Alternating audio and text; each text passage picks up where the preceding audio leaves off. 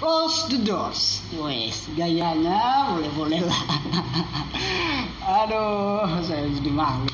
Oke teman-teman, kali ini saya akan berbagi resep tentang cara membuat kopi susu. Nah, kopi susu kali ini agak sedikit berbeda. Kopi susu botolan teman-teman. Nah, kenapa botolan? Karena sekarang lagi ngetren sekali kopi susu botolan yang beredar di masyarakat. Nah, sekali ini saya akan berbagi tips dan resep tentang cara membuat kopi susu botolan. Siapa tahu teman-teman bisa niru di rumah, silahkan. Tapi yang jelas saya kasih tahu untuk awal bahwa resep yang saya terapkan saat ini adalah resep saya pribadi. Sedangkan kedai-kedai yang lain saya tidak tahu resepnya apa, itu hak mereka, itu adalah identitas mereka, itu adalah ciri khas rasa mereka, ya silakan. Tapi kalau di sini saya akan buka-bukaan tentang resep saya pribadi. Monggo kalau mau ditiru atau mau dicontoh silakan. Yang paling jelas, kalau teman-teman ingin membuat resep, carilah resep sesuai dengan karakter Anda. Jadi tidak nyontoh-nyontoh, tidak ikut-ikutan. Kalaupun produknya sama, paling tidak Anda ada pembedanya.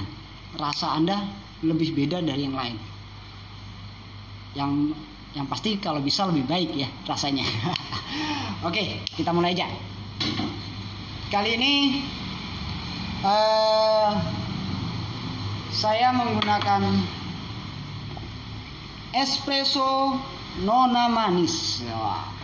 Kenapa disebut nona manis? Karena espresso ini saya buat khusus untuk karakter kopi susu, campuran antara arabica dan robusta.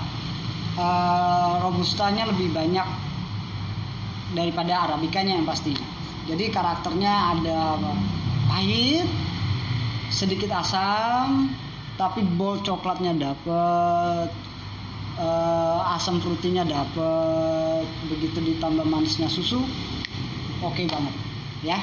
Nah, oke. Sekarang saya sebelum saya membuat kopi susu, saya kasih tahu dulu, bahwa identitas kopi susu saya adalah saya ingin menonjolkan rasa kopinya. Rasa kopinya, bukan susunya ya, rasa kopinya. Jadi, perbandingan saya akan lebih banyak kopinya ketimbang susunya. Jadi, tolong teman-teman pahami ya, antara kopi susu atau susu kopi. Nah, ini beda loh ya. Ini sangat-sangat berbeda. Nah, oke.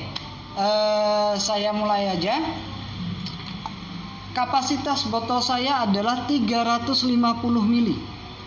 Kapasitas botol saya 350 ml. Oke.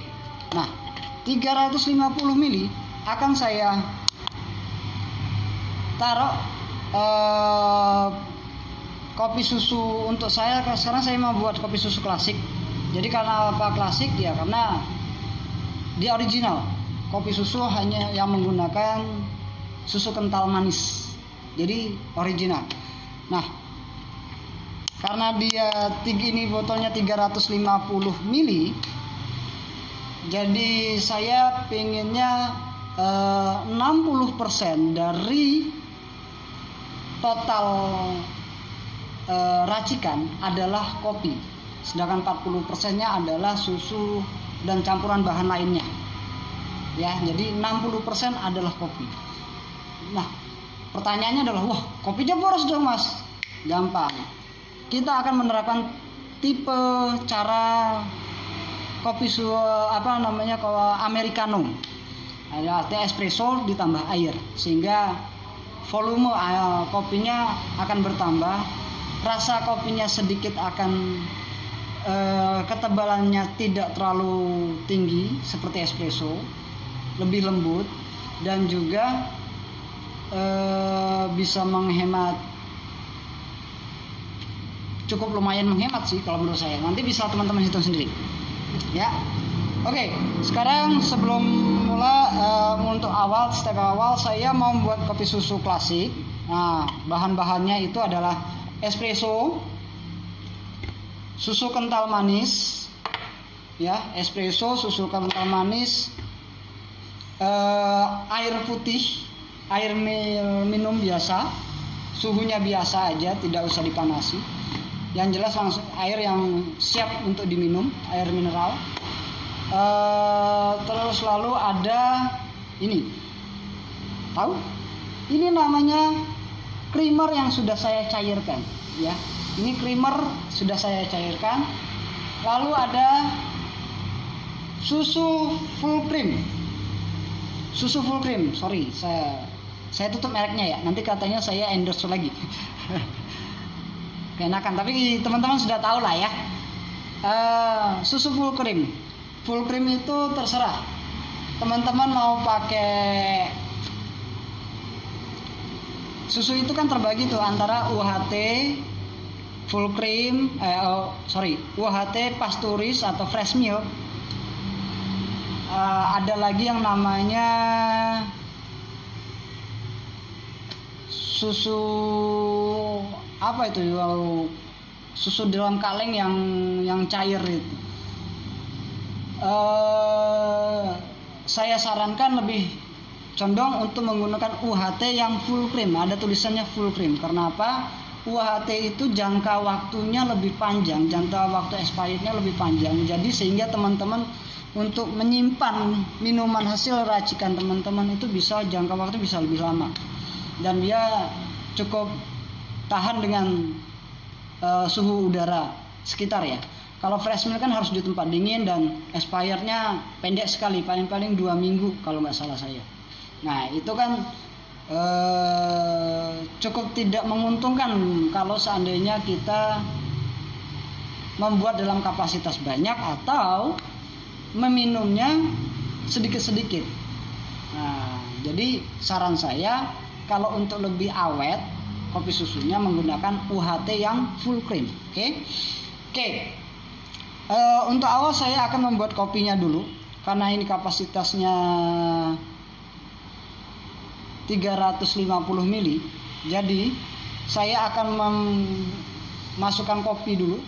Kopi espresso ya. Ini espresso.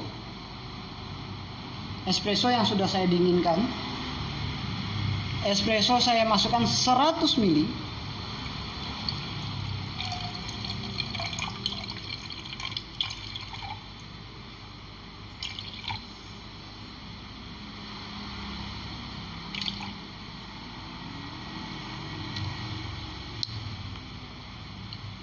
Oke, espressonya 100 ml.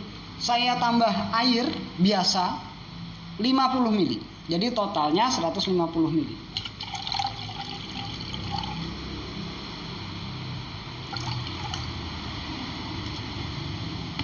Oke, sudah. Nah, saya masukkan kopi lagi. Saya masukin SKM, susu kental manis sebanyak 30 ml.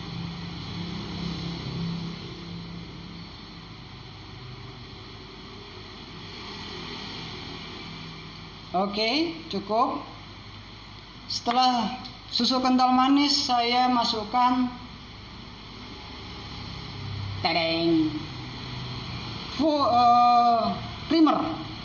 creamer yang bubuk creamer yang sudah saya cairkan.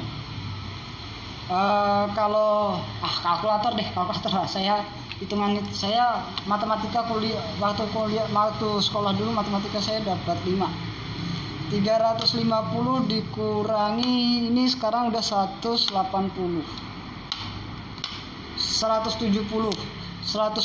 saya bagi 2. Oke, 85 dapat. Jadi 85 mili saya akan masukin ke sini. Oke. 85 jadi 265.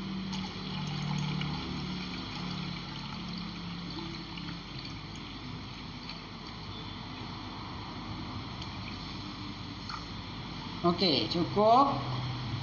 Setelah itu, terakhir kita genapkan menjadi 350 ml menggunakan susu full cream UHT.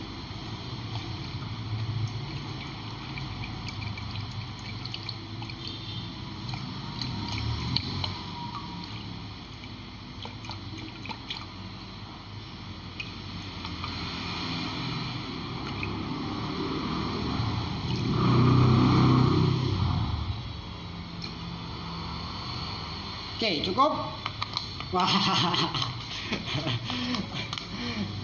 Sorry ya teman-teman, ini bukan siaran televisi. Jadi apa adanya, tumpah, basah, ya real kayak gini adanya. Jadi belepotan. Oke. Sangat-sangat belepotan. Jangan lupa kalau habis ini dibersihkan ya. Oke, setelah itu saya aduk.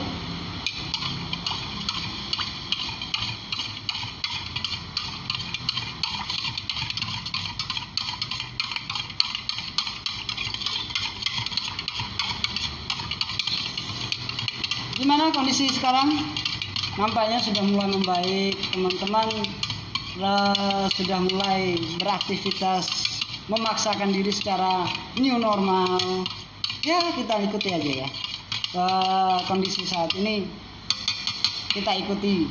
Kita yang jelas, kita jangan pernah menyerah, terus berjuang teman-teman. Ini bukan akhir dari segalanya. Ya nantilah kita cerita yang lainnya. Ya, saya masukin botol dulu. Oke, ini saya masukin ke botol.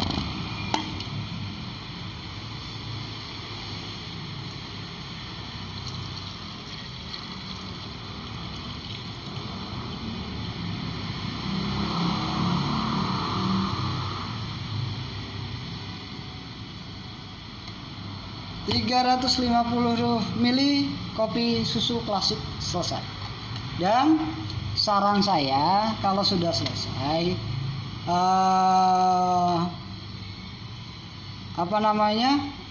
jangan langsung dikonsumsi, tapi masukin ke pendingin dulu atau kulkas dulu. Jangan di freezer ya, kalau freezer beku nanti nggak bisa minum.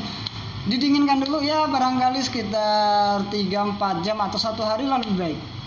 Setelah itu baru bisa dikonsumsi, karena akan lebih sangat segar apabila dikonsumsi dalam posisi dingin. Saran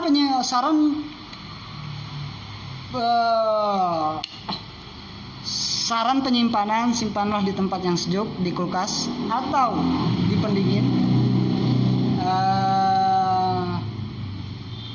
Saran penyajian, minumlah di saat dia waktu dingin, atau kalau boleh juga ditambah dengan sedikit batu es. Oke, itu saran dari saya. Oke, tenang. Saya masih ada 5 botol orderan yang harus saya kerjakan. Ya, teman-teman terserah mau bosen atau enggak melihat nih video. Tapi yang jelas temenin saya ya. Kita ngobrol-ngobrol lain. Tadi resep kopi susunya sudah saya kasih tahu. Kita sambil ngobrol-ngobrol ya, temenin saya ya. Saya mau bikin 4 botol lagi.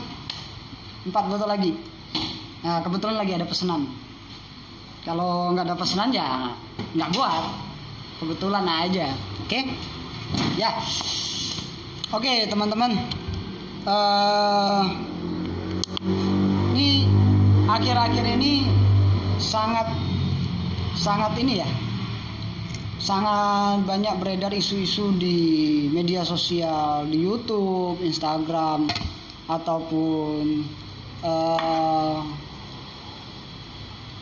Facebook mungkin ya, bahwa yang mengatakan bahwa kondisi saat ini adalah efek dari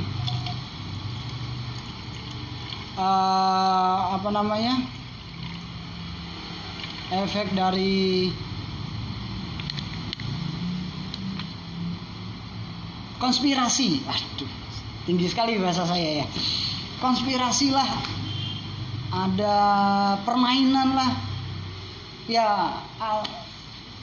Kalau menanyakan hal itu kepada saya, jawaban saya simpel, bodoh amat.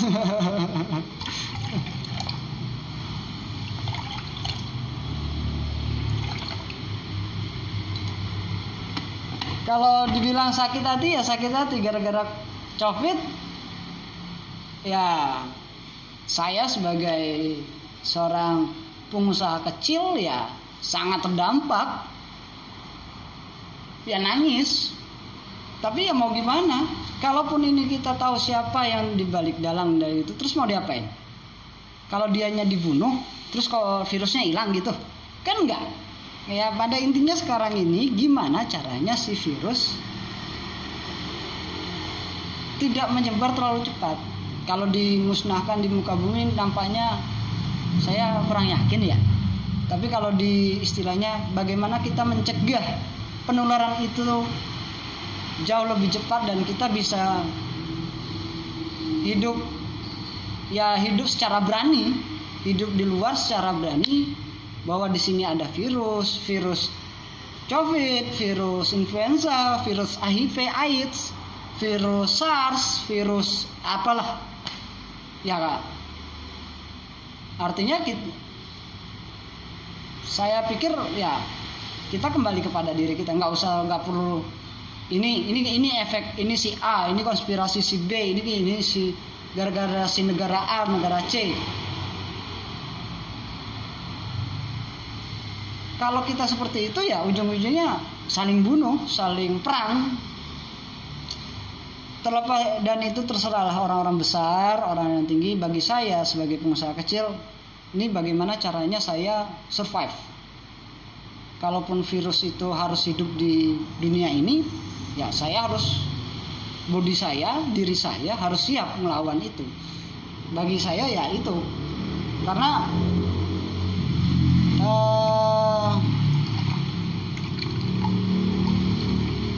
nggak ada untungnya juga kalau saya harus ikut-ikutan saling nyalahkan B, nggak ada habisnya. Ini yang penting ini gimana caranya saya, teman-teman semua, masyarakat Indonesia terutama ya bisa hidup nyaman, hidup tenang, damai, dan sejahtera pastinya, kan itu. Nah, jadi kalau saya ditanya semalam saya ditanya, gimana nih Mas?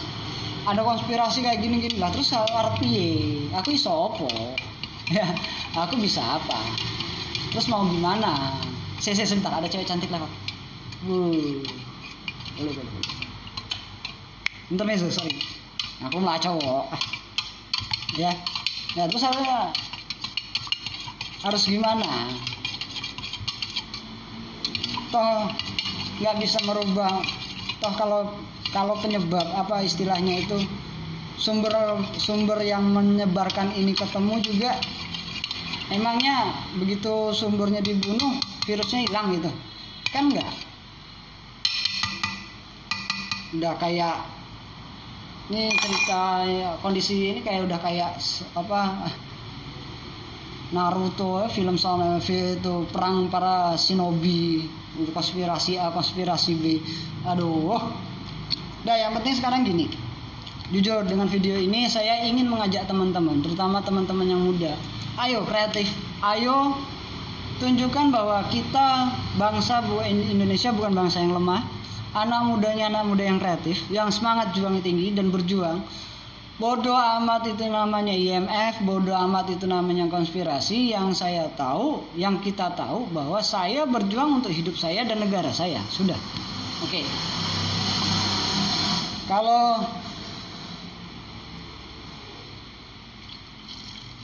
Kalau ini urusan negara, ya kita beda. Saya kalau udah ngomong negara itu ya itu banyak sekali orang berkepentingan di dalamnya. Itu kita repot ngomongnya ini. Sekarang kita nggak usah masuk wilayah situ. Yang penting saat ini gimana diri kita. Ya, jangan malas-malasan teman-teman. Ayo kita berjuang bareng-bareng. Ayo kita bangun lagi bareng-bareng dengan semangat juang yang tinggi, dengan etos yang tinggi. Kita pasti bisa ngelawan ini semua, Pak. Kita pasti mampu menghadapi ini semua. Dan jangan lupa berdoa sesuai agama dan kepercayaannya masing-masing, karena Tuhan yang paling tahu atas segala sesuatunya, dan Tuhan adalah Maha Tahu. Tuhan memberikan suatu masalah, di situ biasanya ada hikmah di balik masalah itu. Ada jalan keluar itu, dan ini nggak mungkin nggak ada jalan keluarnya. kalaupun ini buatan manusia, seberapa hebat sih dibanding kekuatan Tuhan? Dan kekuatan Tuhan itu akan muncul apabila kita doa saya, doa kalian sama. Oh Tuhan, tolonglah ini di pandemi ini segera berakhir dan kami hidup sebagai menjadi umat-Mu yang normal. Kita berdoa bareng-bareng. Oke? Ya, itu dulu dari saya. Keep healthy. Tetap semangat, terus berjuang, jangan pernah nyerah. Ayo, tunjukkan kreativitas, ayo tunjukkan bahwa kita bukan bangsa lemah. Oke? Salam hangat dari saya, jangan lupa ngopi. Sampai jumpa lagi. Saya Elka Lesmono. Wassalamualaikum warahmatullahi wabarakatuh.